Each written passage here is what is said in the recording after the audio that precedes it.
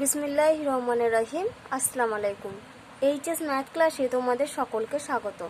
আমরা class 12-এর linear programming problem এই চ্যাপ্টারের অঙ্কগুলো নিয়ে আলোচনা করছিলাম। তো আগের ভিডিওতে আমি তোমাদের শিখিয়েছিলাম যে আমাদের যদি কোনো লিনিয়ার প্রোগ্রামিং প্রবলেম দেওয়া থাকে তাহলে গ্রাফিক্যালি মেথডের সাহায্যে আমরা কিভাবে তার সলিউশন বের করব সেগুলো নিয়ে আলোচনা করেছিলাম। আজকে আমি তোমাদের শেখাবো যে এই যে লিনিয়ার প্রোগ্রামিং প্রবলেম, এটা ফরমেশন অর্থাৎ আমরা একটা প্রবলেম কিভাবে তৈরি করব, কখন আমরা ম্যাক্স জেড বের করব, কখন আমরা মিন জেড নেব, বা আমাদের যে বাধা গোষ্ঠীগুলো দেওয়া থাকে সেগুলোর ক্ষেত্রে আমরা কখন গ্রেটার ইকুয়াল টু কখন লেসার ইকুয়াল টু সাইন নেব সেগুলো নিয়ে আলোচনা করব। তো দেখো আমি তোমাদের সংক্ষিপ্ত উত্তরধর্মী, তোমাদের এশিয়ানদের বইয়ের সংক্ষিপ্ত উত্তরধর্মীর একের অঙ্কটা করাচ্ছি। দেখো এগুলো হচ্ছে তোমাদের লেখা অঙ্ক। এই লেখা অঙ্কগুলো থেকে তোমাদের সংক্ষিপ্ত উত্তরধর্মীতে যে কোশ্চেনগুলো দেওয়া আছে সেগুলোতে হচ্ছে শুধুমাত্র তোমাদের প্রবলেমটা গঠন করতে হবে। আর দীর্ঘ উত্তরধর্মীতে এরকম কিছু লেখা অঙ্ক আছে যেগুলোতে তোমাদের প্রবলেমটা গঠন করতে হবে, আবার সেই সঙ্গে সলিউশনটাও বের করতে হবে। কিন্তু আমি আজকে যেগুলো করাবো সেগুলো হচ্ছে শুধুমাত্র প্রবলেমটা গঠন করব। দেখো একের অঙ্ক এখানে কি বলা আছে যে একজন আসবাব প্রস্তুতকারক চেয়ার ও টেবিল প্রস্তুত করে। তার কাছে 400 বোর্ডফুট মেহগনি কাঠ মজুদ আছে এবং 450 শ্রম ঘন্টার কাজ করার মতো শ্রমিক আছে। একটি চেয়ার তৈরি করতে 5 বোর্ডফুট কাঠ প্রয়োজন। 5 বোর্ডফুট কাঠ ও 10 শ্রম ঘন্টা লাগে। একটি টেবিল তৈরি করতে 20 বোর্ডফুট কাঠ ও 15 শ্রম ঘন্টা লাগে। প্রতি চেয়ার বিক্রি করে সে লাভ করে 45 টাকা এবং টেবিল বিক্রি করে সে লাভ করে 80 টাকা। কত সংখ্যক চেয়ার ও কত সংখ্যক টেবিল তৈরি করলে তার লাভ সর্বোচ্চ হয় তার নির্ণয়ের সমস্যাকে রৈখিক প্রোগ্রাম বিধি সমস্যা হিসাবে প্রকাশ করো। এখানে দেখো কি দেওয়া আছে যে 1 বোর্ড ফুট সমান 1/12 ঘনফুট, এটা তোমাদের বলে দেওয়া আছে। তো দেখো এই অঙ্কটাতে তোমাদেরকে কি করতে হবে না, এই যে আমাদের যে ইনফরমেশনগুলো দেওয়া আছে সেগুলোর সাহায্যে এই যে বলে দেওয়া আছে দেখো রৈখিক প্রোগ্রাম বিধি সমস্যা হিসাবে প্রকাশ করা, অর্থাৎ শুধুমাত্র আমাদের এখানে সমস্যাটা গঠন করতে হবে, এখানে কিন্তু আমাদের কোনো সলিউশন বের করার প্রয়োজন নেই। এবার দেখো আমরা সলিউশন বের করার জন্য শুরুতে আমাদেরকে দেখো ডিসিশন ভেরিয়েবল এক্স বা ওয়াই নিতে পারো, বা আমরা কোনো জায়গার ক্ষেত্রে দেখেছি সেগুলোকে x1 আর x2 আকারেও নিয়েছে। তো আগে আমাদের সেখানে ডিসিশন ভেরিয়েবলগুলো নিতে হবে। তো এখানে দেখো পুরো অঙ্কটা রয়েছে আমাদের। শুরুতে দেখো বলা আছে যে একজন আসবাব প্রস্তুতকারক চেয়ার ও টেবিল প্রস্তুত করে। তাহলে এই যে একজন আসবাব প্রস্তুতকারক সে কি করছে না, সে চেয়ার আর টেবিল তৈরি করে। তো আমরা এখানে কি করব না, চেয়ারের সংখ্যাটাকে এক্স ধরবো আর টেবিলের সংখ্যাটাকে ওয়াই ধরবো। তারপরে দেখো কি বলেছে এখানে, দেখো এখানে বলেছে যে সে প্রতি চেয়ার বিক্রি করে সে লাভ করে 45 টাকা এবং টেবিল বিক্রি করে সে লাভ করে 80 টাকা।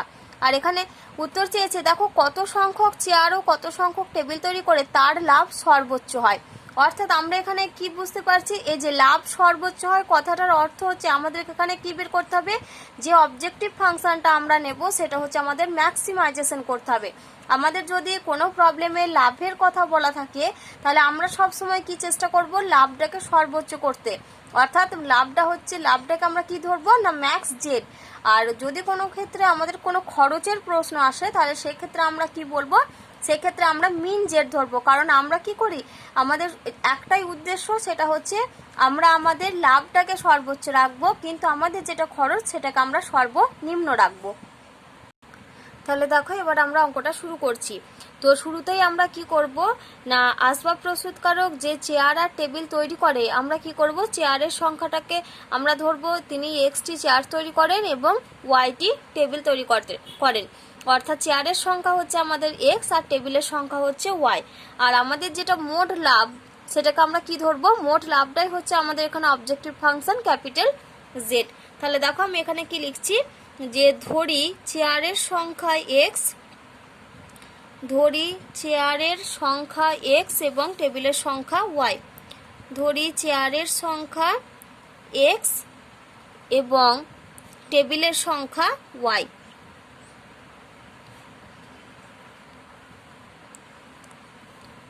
আর আমরা কি ধরবো না, মোট লাভ সেটাকে আমরা জেড ধরবো। আর কি ধরছি, মোট লাভ, সেটা হচ্ছে আমাদের সমান ক্যাপিটাল জেড। দেখো আমাদের বইতে বলে দেওয়া আছে যে তিনি চেয়ার তৈরি করে মানে প্রতি চেয়ারে লাভ করেন, প্রতিটা চেয়ারে লাভ করছেন তিনি 45 টাকা, এটা হচ্ছে চেয়ার থেকে 45 টাকা লাভ করেন। আর প্রতিটা টেবিল থেকে তিনি লাভ করেন 80 টাকা। তাহলে দেখো একটা চেয়ার থেকে যদি তিনি 45 টাকা লাভ করেন, তাহলে তিনি এক্সট্রা চেয়ার থেকে কত টাকা লাভ করবেন? নিশ্চয়ই 45x টাকা।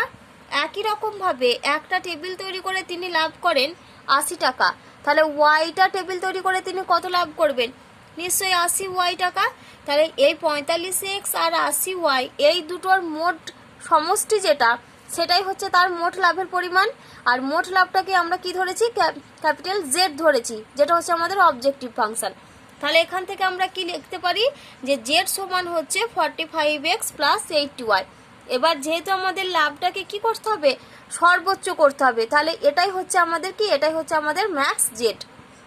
তাহলে দেখো আমি এটা ভাষাতে লিখলাম যে যেহেতু চেয়ার প্রতি লাভ 45 টাকা এবং টেবিল প্রতি লাভ 80 টাকা, তাহলে আমাদের এখানে জেডটাকে আমরা কি বলি? অবজেক্টিভ ফাংশন বা বিষয়াত্মক অপেক্ষক। তাহলে এখানে আমরা কি লিখব যে সুতরাং সমস্যাটির বিষয়াত্মক অপেক্ষক এটা আমাদের কত হবে? অপেক্ষক জেড সমান হবে আমাদের, দেখো চেয়ার প্রতি লাভ 45 টাকা, তার মানে চেয়ার থেকে লাভ করছে কত? 45x টাকা, আর একটা টেবিল থেকে লাভ করছে 80 টাকা, তাহলে ওয়াইটা টেবিল থেকে লাভ করবে কত? 80y টাকা। তাহলে বিষয়াত্মক অপেক্ষক জেড সমান কত হবে আমাদের? 45x plus 80y। এবার দেখো, এবার আমরা দেখব, এটা গেল লাভের ব্যাপারটা। এবার আসি তাদের কত বোর্ড ফুট করে কাঠ লেগেছে। দেখো আমাদের এখানে বলা আছে যে চেয়ার প্রতি তার কাঠ লাগে হচ্ছে 5 বোর্ড ফুট। এত বোর্ড ফুট কাঠ লাগে একটা চেয়ার তৈরি করতে। এবার তিনি এখানে কটা চেয়ার তৈরি করেছেন? দেখো আমরা চেয়ারের সংখ্যাটা কত ধরেছি? এক্স ধরেছি। তাহলে একটা চেয়ার তৈরি করতে কাঠ লাগছে 5 বোর্ড ফুট, তাহলে এক্সট্রা চেয়ার তৈরি করতে নিশ্চয়ই আমাদের 5x বোর্ড ফুট কাঠ লাগবে। একই রকমভাবে একটা টেবিল তৈরি করতে টেবিলের জন্য তার কাঠ লাগছে 20 বোর্ড ফুট, তাহলে ওয়াইটা টেবিল তৈরি করতে কত বোর্ড ফুট কাঠ লাগবে? নিশ্চয়ই 20y, এত বোর্ড ফুট কাঠ লাগবে। এবার দেখো তার কাছে মোট যেটা কাঠের মজুদ কাঠের পরিমাণ হচ্ছে আমাদের, দেখো বইতে বলা আছে যে 400 বোর্ড ফুট। তাহলে দেখো চেয়ারের জন্য বোর্ড ফুট কাঠ লাগছে কত? না 5x বোর্ড ফুট। একই রকমভাবে টেবিলের জন্য তার 20y বোর্ড ফুট কাঠ লাগছে, তাহলে মোট কাঠ লাগছে কত? 5x plus 20y। এবার তার কাছে মজুদ আছে 400 বোর্ড ফুট, তার মানে কি তার কাছে 400, এই যে 400 বোর্ড ফুট কাঠটা মজুদ আছে, তার চেয়ার আর টেবিল তৈরি করার জন্য যে কাঠটা লাগবে সেটা তাকে 400 বোর্ড ফুটের মধ্যেই করতে হবে। আমার যদি 400 বোর্ড ফুটের বেশি কাঠ লাগে, তাহলে তো আমি এখানে চেয়ার আর টেবিল তৈরি করতে পারবো না। তাহলে এখানে সর্বোচ্চ কতটা কাঠ রয়েছে? না 400 বোর্ড ফুট। অর্থাৎ তাকে যদি চেয়ার আর টেবিল তৈরি করতে হয়, তাহলে তাকে 400 বোর্ড ফুটের মধ্যেই মানে 400 বোর্ড ফুট কাঠের মধ্যেই তাকে তৈরি করতে হবে। হয় তাকে পুরোপুরি 400 বোর্ড ফুট কাঠটা লেগে যাবে, আর না হলে তাকে 400 বোর্ড ফুটের কম কাঠ খরচ করতে হবে। তাহলে দেখো এখানে আমি কি লিখলাম যে চেয়ার প্রতি 5 বোর্ড ফুট কাঠ এবং টেবিল প্রতি 20 বোর্ড ফুট কাঠ প্রয়োজন। তাহলে দেখো এখানে আমাদের এতগুলো হচ্ছে কাঠের প্রয়োজন, আর তার কাছে মজুদ কাঠ আছে কত? 400 বোর্ড ফুট। এবার এটাও আমরা ভাষাতে লিখব যে যেহেতু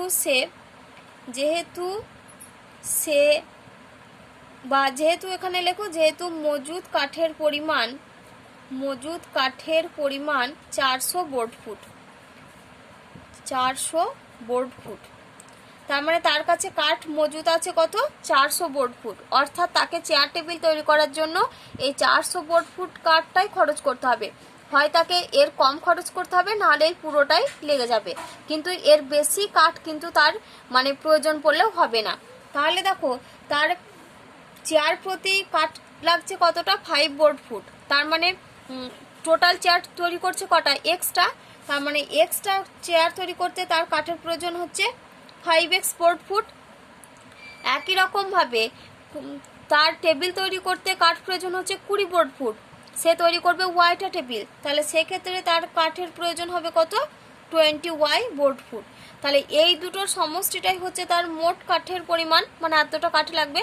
এবার এখানে যেহেতু এতটা মানে 400 বোর্ড ফুট কাঠ তার কাছে মজুদ আছে, তাহলে 5x + 20y এটা আমাদের কত হবে লেসার ইকুয়াল টু 400, অর্থাৎ তাকে 400 কাঠ বোর্ড ফুট কাঠ পুরোটাই ব্যবহার করে নিতে হবে, আর না হলে তাকে 400 কিছুটা মানে 400 থেকে কম কাঠ তাকে ব্যবহার করতে হবে। সেজন্য এটা আমরা কি লিখলাম 5x + 20y laser equal to 400। এবার এটা গেল কাঠের। আর একটা আমাদের কি রয়েছে না শ্রম ঘন্টা, অর্থাৎ শ্রমিকের ক্ষেত্রে। এবার দেখো তার কাছে কি আছে না বলা, তোমাদের বইতে দেখো বলে দেওয়া আছে যে প্রত্যেকটা চেয়ার তৈরি করার জন্য কত শ্রম ঘন্টা প্রয়োজন না 10 শ্রম ঘন্টা, এটা হচ্ছে চেয়ারের জন্য। আর টেবিলের জন্য প্রয়োজন হচ্ছে 15 শ্রম ঘন্টা। আর তাহলে দেখো আর তার কাছে শ্রমিক আছে কতজন, মানে কাজ করার জন্য তার কাছে শ্রমিক রয়েছে, মানে শ্রমিকগুলো যে শ্রমিকগুলো রয়েছে তারা 450 শ্রম ঘন্টার মতন কাজ করতে পারবে। আর চেয়ারের জন্য দরকার হচ্ছে 10 শ্রম ঘন্টা, আর টেবিলের জন্য দরকার হচ্ছে 15 শ্রম ঘন্টা। আর তার কাছে মজুদ আছে কত না তার কাছে আছে 450 শ্রম ঘন্টা কাজ করবে এরকম শ্রমিক। তাহলে দেখো চেয়ারের জন্য যদি 10 শ্রম ঘন্টা, তাহলে এক্সট্রা চেয়ার তৈরি করবো, তাহলে সেখান থেকে কত লাগবে 10x। একই রকমভাবে ওয়াইটা টেবিল তৈরি করবে, তাহলে সেখানে শ্রম ঘন্টা লাগবে কত 15y। এবার এই দুটো সমষ্টি হচ্ছে মোট শ্রম ঘন্টা। তার কাছে মানে শ্রমিক কাজ করতে পারবে এরকম কত রয়েছে 450 শ্রম ঘন্টা কাজ করার মতো শ্রমিক রয়েছে। তাহলে এটা তাকে কি 450-এর মধ্যেই কাজটা কমপ্লিট করতে হবে, 450-এর বাইরে করলে কিন্তু হবে না। তাহলে এটা আমাদের কি হবে, এটা হবে লেসার ইকুয়াল টু 450। তাহলে তোমরা এই যে পুরোটা দেওয়া আছে এগুলো কিন্তু প্রত্যেকটা অঙ্কের ক্ষেত্রে তোমাদেরকে কিন্তু এগুলো ভাষাতে লিখতে হবে। তাহলে দেখো এখানে ভাষাতে কি লিখবে যে প্রত্যেক চেয়ারের জন্য 10 শ্রম ঘন্টা এবং প্রত্যেক টেবিলের জন্য 15 শ্রম ঘন্টা প্রয়োজন।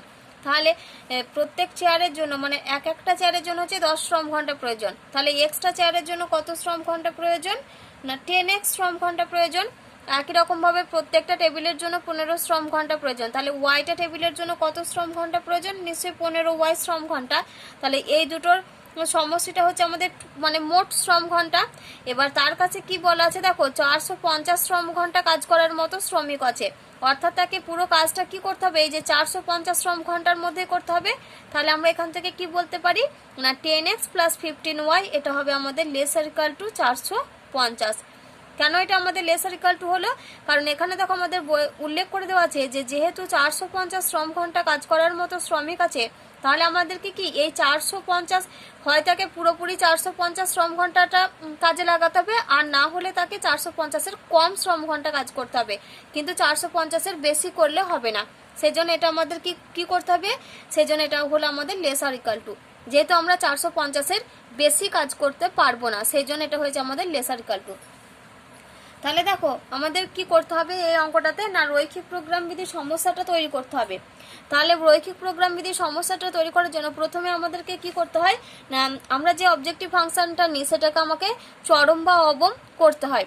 তো এখানে আমাদের অঙ্কটা কি আছে দেখো মোট লাভ আমরা ধরেছিলাম জেড। তো যেহেতু আমাদের এখানে লাভের প্রশ্ন উঠছে, তাহলে আমাকে লাভটাকে সবসময় কি করতে হবে সর্বোচ্চ করতে হবে। আমি দেখো মোট লাভ এখানে বিষয়াত্মক অপেক্ষক জেড সমান মোট লাভের মানটা কত বের করে রেখেছি 45x + 80y। তাহলে আমাদের এখানে জেডকে কি করতে হচ্ছে ম্যাক্সিমাইজ করতে হচ্ছে, অর্থাৎ জেডকে আমাদের এখানে চরম করতে হবে। তারপর আমাদের এখানে বাধা গোষ্ঠী কোনগুলো হবে না এই যে 5x + 20y laser equal to 400, আর একটা হচ্ছে 10x + 15y laser equal to 450। এবার দেখো আমরা এখানে এক্স আর ওয়াইটা কি ধরেছিলাম, আমরা এখানে চেয়ারের সংখ্যা টেবিলের সংখ্যাও ধরেছিলাম ওয়াই। এবার চেয়ারের সংখ্যা টেবিলের সংখ্যা এগুলো এক্স আর ওয়াই এগুলো সবসময় আমাদের কি হতে হয় গ্রেটার ইকুয়াল টু 0 হতে হয়। তাহলে এখন আমরা কি করব যে মানে সমস্যাটা আমাদের তৈরি করতে দিয়েছে আমরা এই সমস্যাটা লিখব। তাহলে এখানে অতএব দিয়ে তোমরা কি লিখবে, অতএব নির্ণীত রৈখিক প্রোগ্রাম বিধি সমস্যাটি হলো রৈখিক প্রোগ্রাম বিধি সমস্যাটি হলো, রৈখিক প্রোগ্রাম বিধি সমস্যাটি হলো। তাহলে আমাদের এখানে কি করতে হবে, জেডকে চরম করতে হবে। তাহলে এখানে আমরা কি লিখব, জেড সমান হচ্ছে আমাদের 45x প্লাস 80y। তাহলে জেডকে কি করব, আমরা চরম করব। তাহলে জেডকে চরম করো। তাহলে আমাদের এবার আমরা কি লিখব, বাধা গোষ্ঠী। তাহলে যখন বাধা গোষ্ঠী হয়, তাহলে আমাদের বাধা গোষ্ঠী এখানে কি কি বেরিয়েছে, এই যেগুলো 5x plus 20y lesser equal to 400 আর 10x plus 15y lesser equal to 450। তাহলে একটা হচ্ছে কত আমাদের 5x plus 20y lesser equal to 400 আর 10x প্লাস 15y এটা লেসার ইকাল টু 450। আর আমাদের কি অবশ্যই লিখতে হবে না, x greater equal to 0, y greater equal to 0। তোমাদের শুধু এটাই হচ্ছে আনসার, মানে এই যে রৈখিক প্রোগ্রাম বিধি, এই যে সমস্যাটা আমাদের এখানে শুধুমাত্র তৈরি করতে দিয়েছে। এখানে কিন্তু আমাদেরকে দেখো বইতে উল্লেখ করা নেই যে তাকে কতগুলো চেয়ার বা কতগুলো টেবিল তৈরি করতে হবে। যদি তোমাদেরকে কতগুলো চেয়ার বা কতগুলো টেবিল তৈরি করতে বলা থাকতো, তাহলে তখন তোমাদেরকে এখানে এক্স আর ওয়াই এর মানটা বের করতে হতো, যেভাবে আমরা গ্রাফিক্যালি মেথডের সাহায্যে সলিউশন বের করি সেইভাবে। তো তোমাদের যখন এরকম লেখা অঙ্ক দেবে আর যখন তোমাদের এরকম সমস্যা তৈরি করে সমাধান করতে দেওয়া থাকবে, বা যদি বলে শুধু সমস্যা তৈরি করতে, তখন কিন্তু তোমরা এই যে আমি প্রত্যেকটা দেখো লাইন যা যা বইতে উল্লেখ করা আছে আমি কিন্তু প্রত্যেকটা দেখো লিখে লিখে করেছি। এই অঙ্কটার ক্ষেত্রে কিন্তু এটাই বৈশিষ্ট্য, তোমাদেরকে কিন্তু প্রত্যেকটা অঙ্ক এইভাবে লিখে লিখেই করতে হবে। দেখো এবার আমরা 2 দাগের অঙ্ক করব। কি দেওয়া আছে আমাদের 2 অঙ্ক, প্রতি গ্রাম F1 খাদ্যে 5 একক ভিটামিন এ এবং 6 একক ভিটামিন বি আছে। প্রতি গ্রাম F1 খাদ্যের মূল্য 20 পয়সা। প্রতি গ্রাম F2 খাদ্যে 8 একক ভিটামিন এ ও 10 একক ভিটামিন বি আছে এবং প্রতি গ্রাম F2 খাদ্যের মূল্য 30 পয়সা। প্রত্যেক লোকের দৈনিক 80 একক ভিটামিন এ ও 100 একক ভিটামিন বি দরকার। ন্যূনতম কত খরচ করলে একজন লোকের পক্ষে প্রয়োজনীয় 2 ধরনের ভিটামিন গ্রহণ করা সম্ভব, তার রৈখিক প্রোগ্রাম বিধি সমস্যা রূপে প্রকাশ করো। তাহলে এখানেও দেখো আমাদেরকে কি করতে হবে না, রৈখিক প্রোগ্রাম বিধির সমস্যাটা শুধু প্রকাশ করতে হবে। এখানে দেখো তোমাদের উল্লেখ করে দেওয়া আছে যে ন্যূনতম কত খরচ করলে, অর্থাৎ আমরা কি বুঝতে পারছি যে এখানে হচ্ছে খরচটা হচ্ছে আমাদের ন্যূনতম। তো খরচটা ন্যূনতম মানে এখানে আমাদেরকে কি করতে হবে না, আমরা যেটা জেড যে অবজেক্টিভ ফাংশন বা বিষয়াত্মক অপেক্ষকটা নেব সেটাকে আমাদেরকে অবম করতে হবে। কারণ এখানে দেখো বইতে উল্লেখ করে দেওয়া আছে তোমাদের যে ন্যূনতম কত খরচ করলে, অর্থাৎ খরচটাকে আমরা সবসময় কি করি, খরচটাকে আমরা সবসময় অবম করি, মিনিমাইজেশন করি। এবার দেখো এখানে কি কি বলা আছে, এখানে দেখো 2 ধরনের খাদ্য দেওয়া আছে, একটা হচ্ছে F1 খাদ্য আর একটা হচ্ছে আমাদের F2 খাদ্য। তো F1 খাদ্য আমরা শুরুতেই কি করব না, শুরুতেই আমরা ধরবো যেটা আমাদের তো মানে যেগুলো ডিসিশন ভেরিয়েবল সেগুলো তো আমাদেরকে চুজ করতে হবে। তো এখানে আমরা কি করব না, এই যে F1 খাদ্য, এই F1 খাদ্যের পরিমাণটাকে আমরা ধরবো x গ্রাম, আর এই যে F2 খাদ্য রয়েছে আমরা কি ধরবো না, F2 খাদ্যের পরিমাণটা হচ্ছে y গ্রাম। তাহলে আমাদের 2 ধরনের খাদ্য রয়েছে, F1 খাদ্য, F2 খাদ্য। আমরা ধরছি F1 খাদ্যের পরিমাণ হচ্ছে x গ্রাম আর F2 খাদ্যের পরিমাণটা হচ্ছে y গ্রাম। এবার দেখো খাবারটাতে কি রয়েছে, ভিটামিন, এই যে একটা F1 খাদ্যতে কি রয়েছে, ভিটামিন এ রয়েছে আর ভিটামিন বি রয়েছে। তাহলে দেখো আমি আগে তোমাদের পুরো অঙ্কটা একটা টেবিলের সাহায্যে বলে দিই। তাহলে আগে অঙ্কটা আমি একটু বলে দিই, তারপর তোমাদের অঙ্কটা আমি শুরু করব। তো তোমাদের এখানে কি কি দেওয়া আছে দেখো, F1 একটা খাবার দেওয়া আছে আর F2 একটা খাবার দেওয়া আছে। F1 খাদ্য আর F2 খাদ্য আমরা কি ধরছি, F1 খাদ্যের পরিমাণটা আমরা ধরছি x গ্রাম F1 খাদ্য রয়েছে, আর F2 খাদ্য সেটাতে আমরা কত ধরছি না, y গ্রাম আমাদের F2 খাদ্য রয়েছে। এবার আমরা কি করব না, F1 খাবারটাতে কি কি রয়েছে, F1 খাবারটাতে রয়েছে আমাদের ভিটামিন এ আর কি রয়েছে সেই সঙ্গে রয়েছে ভিটামিন বি। আর F2 খাবারটাতেও কি রয়েছে, এখানেও আমাদের রয়েছে ভিটামিন এ আর রয়েছে ভিটামিন বি রয়েছে এই খাবারটাতে। তো এখানে কি বলা আছে দেখো, এখানে ভিটামিন এর পরিমাণটা হচ্ছে আমাদের 5 একক আর ভিটামিন বি এর পরিমাণটা হচ্ছে 6 একক। তাহলে F1 খাবারটাতে 5 একক রয়েছে ভিটামিন এ আর 6 একক রয়েছে ভিটামিন বি।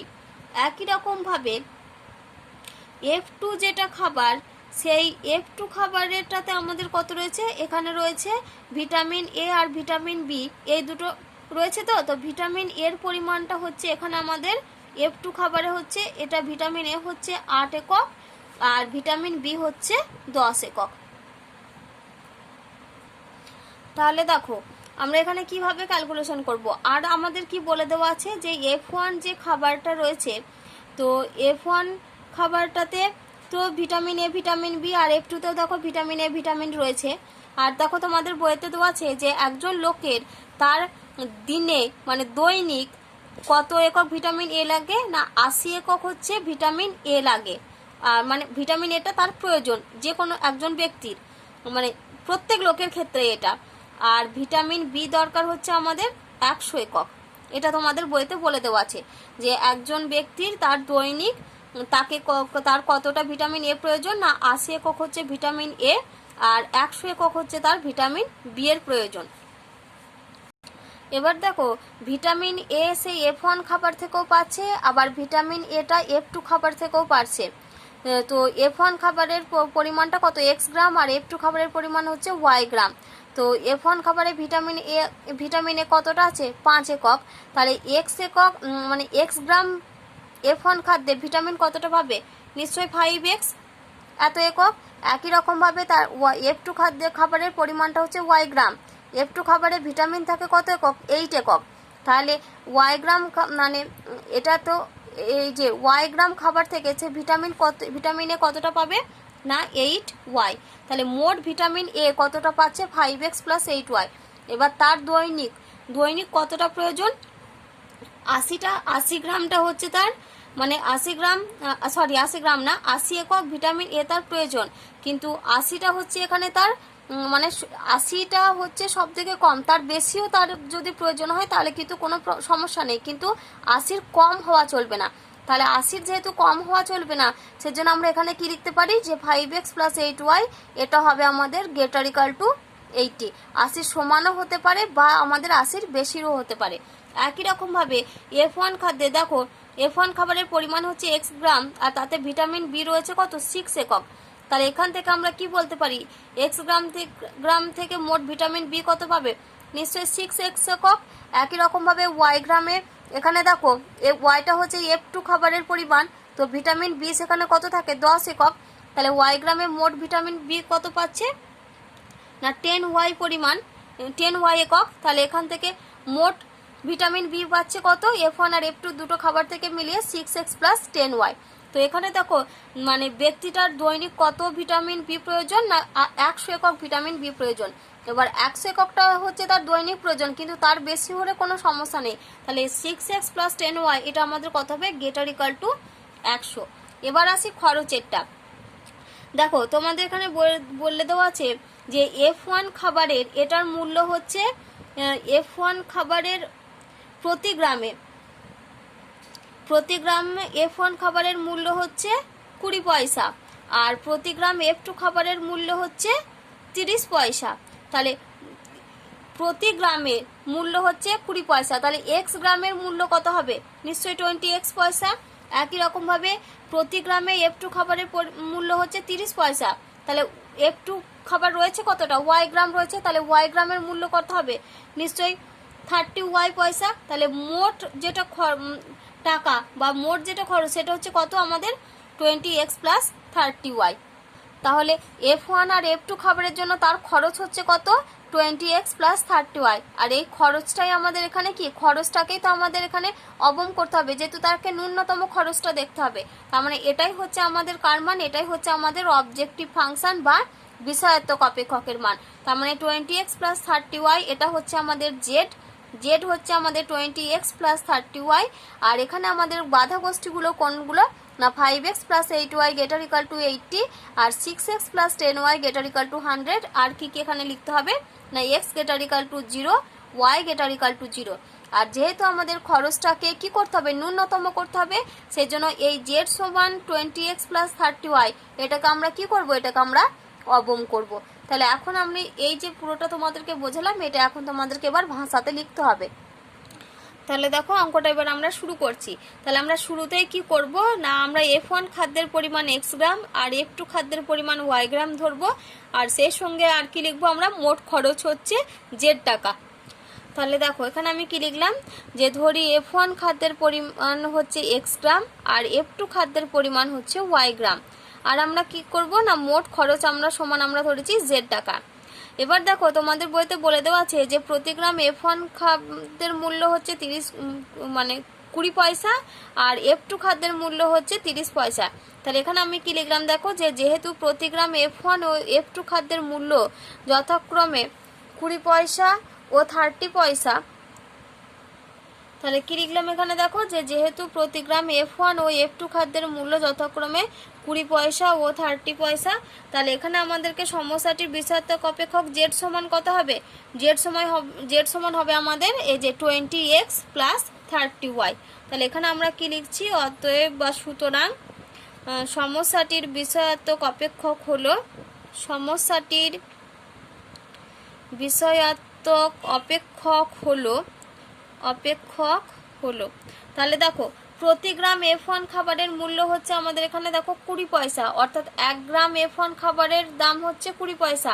আমরা F1 খাবারটা কতটা পরিমাণ ধরেছি, x গ্রাম, তাহলে 1 গ্রামের মূল্য যদি 20 পয়সা হয় তাহলে x গ্রামের মূল্য কত হবে, নিশ্চয়ই কত হবে, এটা 20x পয়সা। আবার একই রকমভাবে F2 খাদ্যের মূল্য প্রতি গ্রামে হচ্ছে 30 পয়সা, অর্থাৎ 1 গ্রামে F2 খাবারের মূল্য হচ্ছে 30 পয়সা করে। তাহলে আমরা কত গ্রাম F2 খাবার আছে, y গ্রাম, তাহলে y গ্রামের জন্য কত পয়সা লাগবে, নিশ্চয়ই 30y পয়সা, তাহলে এটা হচ্ছে 30y পয়সা। এবার মোট খরচ হচ্ছে কত, এই যে 20x প্লাস 30y, এটাই হচ্ছে আমাদের মোট খরচ। আবার মোট খরচটাকে আমরা কি ধরেছি, z ধরেছিলাম, তাহলে আমরা কি লিখতে পারি, z সমান হচ্ছে 20x প্লাস 30y। এবারে দেখো তোমাদের বইতে বলে দেওয়া আছে যে F1 ও F2 খাদ্যের প্রতি গ্রামে ভিটামিন এ রয়েছে কত, F1 খাবারে ভিটামিন এ রয়েছে 5 একক আর F2 খাবারে ভিটামিন এ রয়েছে 8 একক। আর আমরা এখানে কি ধরেছিলাম, যে F1 খাবারের পরিমাণটা ধরেছিলাম x গ্রাম আর F2 খাবারের পরিমাণটা ধরেছিলাম y গ্রাম। তাহলে দেখো 1 গ্রামে ভিটামিন F1 খাদ্যের ক্ষেত্রে 1 গ্রামে ভিটামিন এ রয়েছে কত, 5 একক। তাহলে খাবারের পরিমাণটা x গ্রাম, তাহলে x গ্রামে ভিটামিন এ কত হবে, নিশ্চয়ই আমাদের 5x একক। একই রকমভাবে F2 খাদ্যটার ক্ষেত্রে দেখো 1 গ্রামে ভিটামিন এ রয়েছে 8 একক, আর F2 খাবারটা ধরেছিলাম আমরা y গ্রাম রয়েছে। তাহলে 1 গ্রামে যদি 8 একক ভিটামিন এ থাকে, তাহলে y গ্রামে ভিটামিন এ কতটা রয়েছে, নিশ্চয়ই 8y একক। তাহলে মোট ভিটামিন এর পরিমাণ সেটা কত হবে, 5x প্লাস 8y, মানে দুটো ভিটামিন এর এটা সমষ্টি। তাহলে মোট ভিটামিন এর পরিমাণ হচ্ছে আমাদের 5x প্লাস 8y এত একক।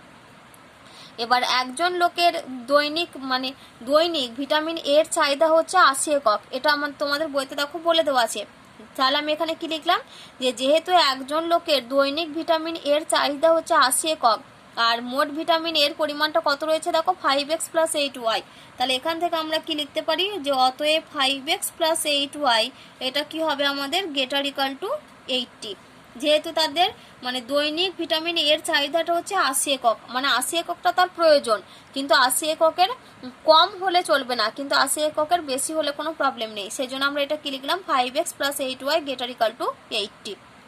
তাহলে এতক্ষণ আমরা ক্যালকুলেশন করছিলাম ভিটামিন এর জন্য, এবার আমরা ক্যালকুলেশন করব ভিটামিন বি এর জন্য। তো দেখো আমাদের বলে দেওয়া আছে যে F1 ও F2 খাবারের প্রতি গ্রামে ভিটামিন বি এর পরিমাণ হচ্ছে 6 একক আর 10 একক। তাহলে 1 গ্রামে F1 এর জন্য 1 গ্রামে ভিটামিন বি আছে 6 একক, আর আমরা F1 খাবারের পরিমাণটা কত ধরেছিলাম, x গ্রাম। তাহলে 1 গ্রামে আছে ভিটামিন বি আছে 6 একক, তাহলে x গ্রামে থাকবে কতটা, নিশ্চয়ই 6x একক। একই রকমভাবে F2 খাবারের পরিমাণটা আমরা ধরেছিলাম y গ্রাম, সেখানে 1 গ্রামে ভিটামিন বি আছে 10 একক, তাহলে y গ্রামে ভিটামিন বি থাকবে কতটা, নিশ্চয়ই 10y একক। আর এই 6x আর 10y এই দুটোর মোট সমষ্টিটাই হচ্ছে কি ভিটামিন বি এর পরিমাণ। তাহলে আমরা কি লিখবো, যে অতএব মোট ভিটামিন বি এর পরিমাণ হচ্ছে 6x প্লাস 10y এত একক। এবার দেখো বলা আছে যে যেহেতু একজন লোকের দৈনিক ভিটামিন বি এর চাহিদা হচ্ছে 100 একক, তার মানে কি 100 এককটা হচ্ছে তার 100 এককটা হচ্ছে সব থেকে কম, তার বেশিও তার প্রয়োজন হতে পারে।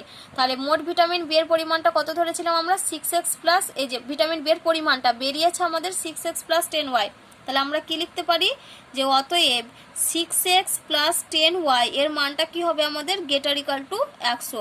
100 সমানও হতে পারে বা 100-র বেশি হতে পারে। এবার এগুলো যেগুলো আমরা লিখলাম সেগুলো এবার আমরা রৈখিক প্রোগ্রাম বিধির সমস্যা আকারে লিখব। তাহলে দেখো আমাদের রৈখিক প্রোগ্রাম বিধি সমস্যাটা কি হবে, আমাদের যেহেতু ওখানে খরচের ব্যাপার বলেছে, খরচের প্রশ্ন আছে, সেজন্য আমরা খরচটাকে কি করব, অবম করব। আর আমাদের দেখো আগে ক্যালকুলেশন করেছিলাম জেড সমান আমাদের বেরিয়েছিল 20x প্লাস 30y। তাহলে আমরা এখানে কি লিখব যে জেড সমান 20x প্লাস 30y কে অবম করো যখন বাধা গোষ্ঠী হয়। তাহলে বাধা গোষ্ঠীগুলো আমাদের এখানে কি হবে, এই যে ভিটামিন এর ক্ষেত্রে আর ভিটামিন বি এর ক্ষেত্রে যে ইনইকুয়ালিটি দুটো বের করেছে আমাদের, সেগুলোই হচ্ছে আমাদের এখানে বাধা গোষ্ঠী। তাহলে বাধা গোষ্ঠী হবে কি না 5x plus 8y greater equal to 80 আর 6x plus 10y greater equal to 100। যেখানে আর কি লিখতে হবে সেই সঙ্গে যে x greater equal to 0, y greater equal to 0। তোমাদের শুধুমাত্র এই যে সমস্যাটা এখানে গঠন করতে দেওয়া হয়েছে। তাহলে এই এতদূর পর্যন্ত হচ্ছে তোমাদের আনসার।